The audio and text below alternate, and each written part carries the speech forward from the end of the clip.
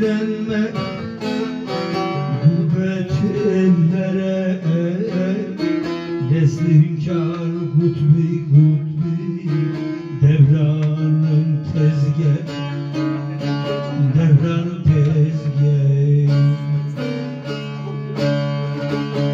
Selamın beklerim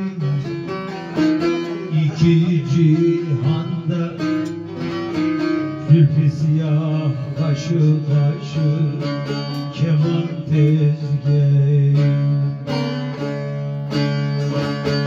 Selamın beklerim iki cihanda, zülfü siyah kaşı kaşı keman tezgah.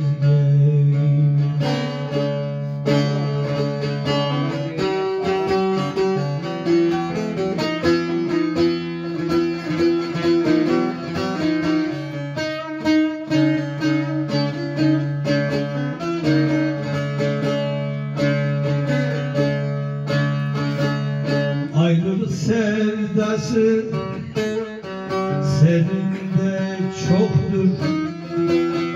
Bugün bir gün kavuşuruz. Ümidim haktır, ümidim haktır.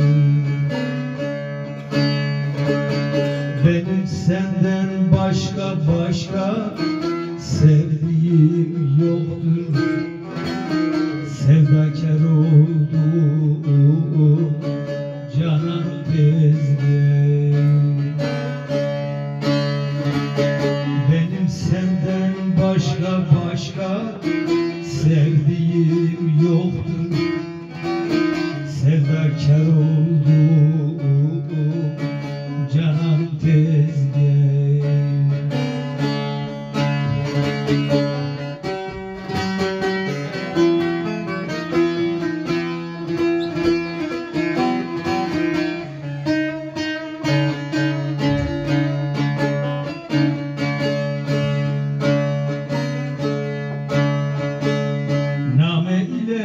Beyan eyle halini, ıssız koyma vatanın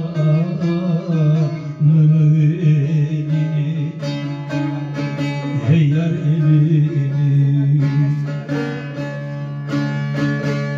Bu sıdkı sevdiğim gözler yolunu, leyli nehar kaşı kaşı